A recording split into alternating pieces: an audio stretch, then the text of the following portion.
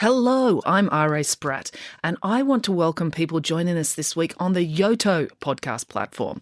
Now, just so you know, most of the bedtime stories I tell here are standalone stories.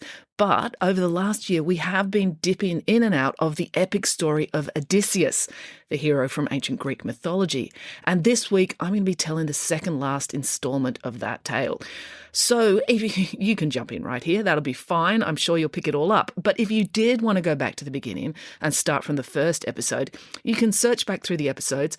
The first episode's called Odysseus, as told by Nanny Piggins, and it dropped on January 8th, 2025.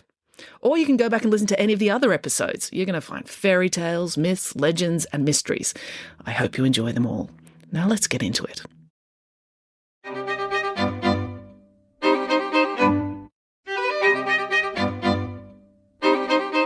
Hello and welcome to Bedtime Stories with me, R.A. Spratt. Well, I'm back home. People are starting to worry about me because I've been on the road so much, but I'm back from Port Macquarie. I had an awesome time there. That was such a fun festival. Dymocks Children's Charities ran the Inspired Readers Festival, and it was great. We had I think 700 kids across 2 days, and with my author friends were up there, George, Deb, and Jackie, and we just had a really good festival. And it's nice and warm up there and beautiful by the ocean, so it was lovely. But I'm back now, and I get a whole week at home, which I'm quite excited about. It's been a while since I've had a whole week in one spot and been able to go to the gym multiple times in a week. So that's very cool. I'm going to record this, and then I've got a week at home, and then I'm up to Walker for the Walker Literary Festival next week. And then the next big thing on the calendar is, well, first of all, I've got to finish Friday Barnes 13, and then I've got the Christmas shows coming up in Brisbane, Sydney, and Canberra. If you are in Canberra and you want to come, I urge you to go and get tickets because there are not many tickets left. Sydney isn't far behind. That's going to probably run out of tickets in a couple of weeks. Brisbane, there's still plenty of tickets, but if you want to come along, please do get tickets. That'd be awesome. Or you can do that. You go to my website, rasprat.com. The live shows banner, or in the top, the tab in the banner at the top, and all the details are there. And if you're not in any of those cities at the moment, I'm planning to come to Melbourne for the release of Friday Barnes 13, and I don't know what I'm doing beyond that, but people keep saying, come to my city. But my daughter is doing the HSC next year, which if you're not in New South Wales, that means she's doing her final year of high school. And she's already stressed out of her brain and she's got 12 months to go. So I'm not going to be doing a lot of travel next year. So if you are anywhere near one of those places I'm coming, please do come along because I don't know when I'll be back. In 12 months, 2 years' time, hopefully I'll be back on the road again. But I do have another child, so I'm not going to really apologise for having children, but it does limit my ability to travel. Anyway, enough of that. Let's just get into today's episode. We're going to be doing the second half of Josephine and her multicoloured coat. So let's just dive straight in. Here we go. Part 2 of Joseph and his multicoloured coat.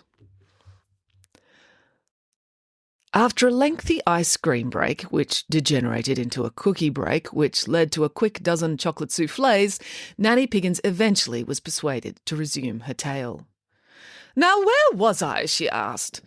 "Well, Joseph was actually Josephine, a staggeringly beautiful distant relative of yours, and she'd just been sold into slavery by her wicked sisters," updated Michael. "Oh, yes, of course," said Nanny Piggins. "So, Josephine was brought by an important Egyptian called Potiphar. He was the captain of the pharaoh's personal guard. Now, Josephine was so clever and hard-working she was invaluable, and Potiphar soon promoted her to head slave. But the problem was Josephine was a Piggins, and the fake moustache worked a little too well. So Mrs. Potiphar, Potiphar's wife, naturally fell head over heels in love with Josephine." "Awkward," said Samantha. "Yes, when Potiphar found out, he was really cross. He had Josephine thrown in jail." "On what grounds?" asked Derek. "You didn't really have to have grounds for imprisoning a slave back in the ancient Egyptian story days," said Nanny Piggins. "Slaves didn't have any rights, so no one thought it was odd if you had your slave in prison for extreme attractiveness." Well, how did she escape? Asked Samantha. Did she make the guards fall hopelessly in love with her? No, although that is a sound strategy, said Nanny Piggins. But she didn't need to. You see, there were two other prisoners in jail with Josephine, and they had both been personal servants to the Pharaoh. Now, you have to understand that back in the ancient Egyptian story days, the Egyptian people really, really loved their pharaoh. He was more than just a king to them. He was a king and a god rolled into one. So if he got a little crotchety with his servants, perhaps due to hang-chock cakery, and threw them in jail, no one thought that was in the slightest bit odd. So his personal cupbearer. So this second half of the story begins with the Pharaoh's personal cupbearer and his personal baker being in jail with Josephine awaiting execution for the crimes of not laughing at the Pharaoh's knock-knock joke and forgetting to put extra drizzle on the Pharaoh's lemon drizzle cake. Harsh, said Samantha. Indeed, said Nanny Piggins. They were feeling very sorry for themselves, and while they were in jail, both of them had very strange dreams. And it's bad enough being in prison without being racked with strange dreams as well. So Josephine offered to interpret the dreams for them. So the cupbearer told the story of his dream first. Well, the Pharaoh said he was thirsty, and there was no wine about. So I rushed out to the garden, grabbed a bunch of grapes and squeezed them into a cup, then ran back into the palace and handed it to the Pharaoh, and he drank it. That was it, asked Derek. That was the dream? Yes, unfortunately dreams don't follow classic story structure, said Nanny Piggins, which is why it's so boring when other people tell you about theirs. But Josephine understood exactly what this dream meant. Oh, that's a good one, said Josephine. That dream means that the Pharaoh is going to forgive you and let you out of jail. The cupbearer was delighted to hear that. It made the baker very optimistic about telling his story next. Well, I made 3 baskets of beautiful cakes, began the baker. I took them out into the garden, and a flock of birds swooped down and ate all 3 basketfuls of cake. Understandable, said Josephine. Birds are only human. But then all the birds dropped dead straight away, said the baker. So what does that mean? Oh dear, said Josephine. What type of cake was it? Oh, carrot cake, said the baker. Good gracious, no, exclaimed Josephine. What's wrong? Asked the baker. Putting vegetables into cake is inexcusable, said Josephine. The Pharaoh will never forgive you. The 3 baskets represent 3 days, because the Pharaoh is going to have you executed in 3 days' time. Wow, that was harsh, said Derek. Yes, but totally understandable, said Nanny Piggins. A pharaoh must maintain standards. So anyway, Josephine's predictions came true. The cupbearer went back to his job working for the pharaoh, and the baker went to the great bakery in the sky. This is such a sad story, said Boris. First there was carrot cake, and now this. I know, darling, but it gets better, I promise. You know stories always get sad before they get happy, said Nanny Piggins. I know, said Boris, but sometimes the sad bits are so sad I start crying, and then I can't hear the happy bits. Well, why don't you open a nice jar of honey to take your mind off your grief, suggested Nanny Piggins. Boris would have said, good idea, except he couldn't because he was already running to the pantry to get the jar. So Josephine was still down in the jail several months later when the Pharaoh himself started having weird dreams. None of the official advisors could figure out what the dreams meant. But the cupbearer remembered Josephine and suggested that the Pharaoh ask her. The Pharaoh's guards were sent down to the jail to fetch Josephine. Naturally, she was terrified. That the Pharaoh would have her executed, asked Derek. No, that the Pharaoh would fall hopelessly in love with her because she was so staggeringly attractive, said Nanny Piggins. But fortunately, he'd been sleeping so badly he didn't even notice. As you know, men can be staggeringly unobservant. So the Pharaoh just told Josephine about his dream. Well, I was walking along by the Nile, began the Pharaoh. Good, said Josephine. It's important for everyone, including pharaohs, to get in their 10,000 steps a day. Then suddenly something started to emerge from the mud on the banks of the river, continued the Pharaoh. What? Asked Josephine. Cake, said the Pharaoh. Wow, what a dream, exclaimed Josephine. They were 7 beautiful, big, delicious-looking cakes. They walked right up out of the Nile, said the Pharaoh. Well, that's just magnificent, said Josephine. What are you doing here in the throne room? If I had dreams like that, I'd never get out of bed. Ah, but then the dream took a turn, continued the Pharaoh. Something else began to emerge from the mud. Mud cake? Asked Josephine. No, this time it was 7 cookies, said the Pharaoh. Oh, well, cookies are nice too, said Josephine. No, these were not good cookies, said the Pharaoh. You know, if you're having a party and you bring out a family mix packet of cookies, all the chocolate cream ones go first? Of course, said Josephine, they're the best.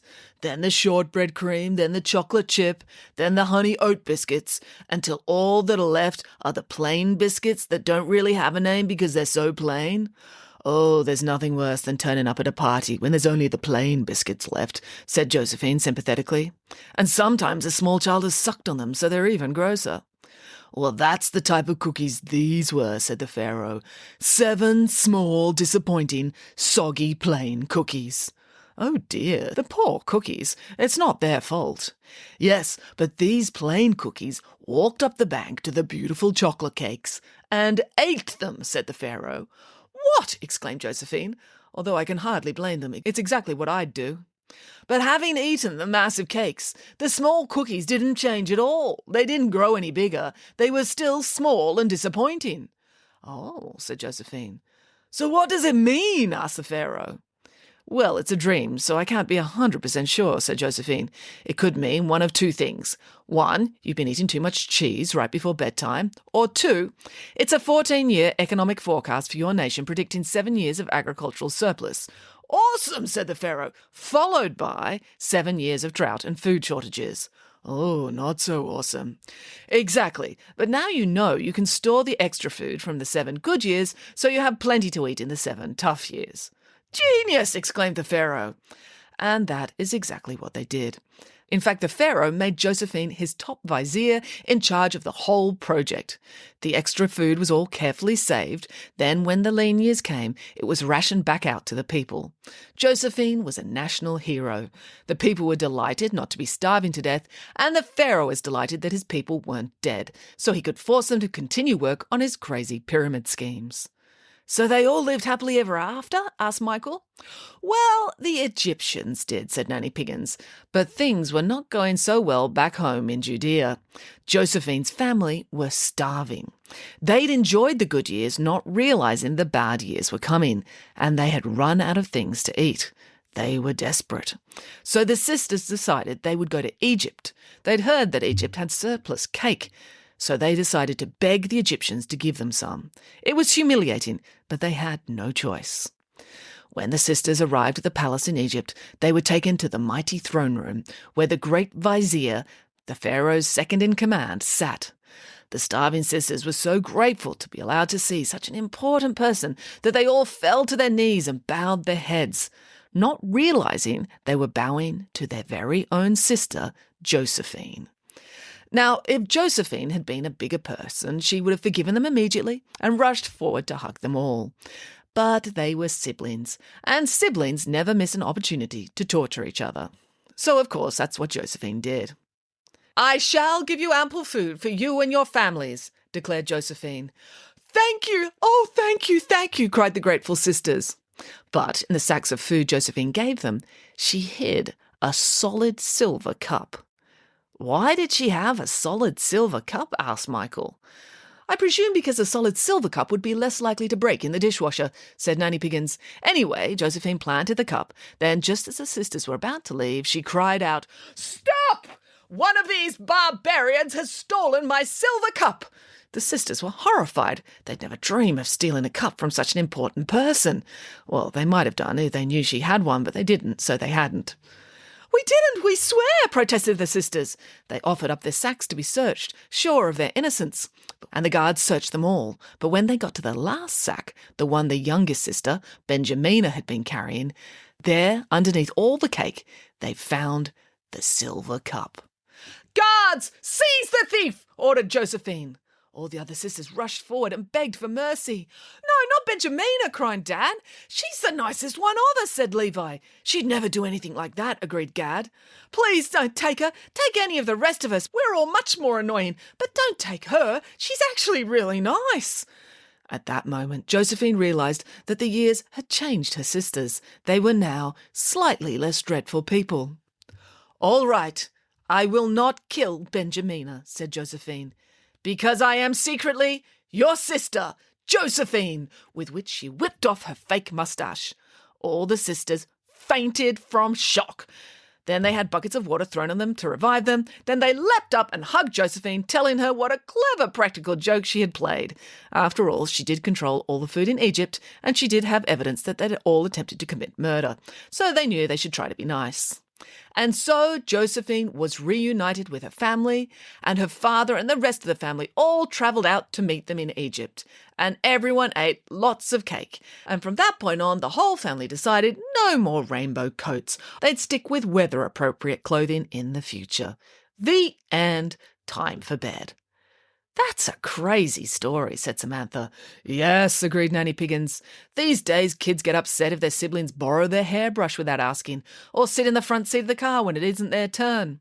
So perhaps young people today should stop complaining and reflect on how lucky they are that they've never been pushed into a pit and sold into slavery and forced to provide psychiatric advice to an Egyptian pharaoh." The children all nodded at the wisdom of this. Then they all went to the kitchen to eat more ice cream. Just in case there were 7 years with no ice cream, they wanted to eat as much as they could now. And that is the end of the story. So we'll leave it there. Well, I hope you enjoyed that. That's it for now. I'm not sure what story I'm going to do next week. We'll see how much time I've got to pull something together. So until then, goodbye.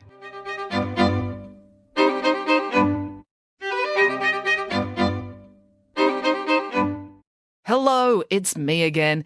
If you enjoyed listening to Bedtime Stories with R.A. Spratt, it would be really helpful if you could like, subscribe, follow, and or review the show on whatever podcast platform you're listening to now. Every little one of those digital affirmations helps, and the bigger this podcast gets, the more I can justify procrastinating from my real job to keep bringing these stories to you. Thank you.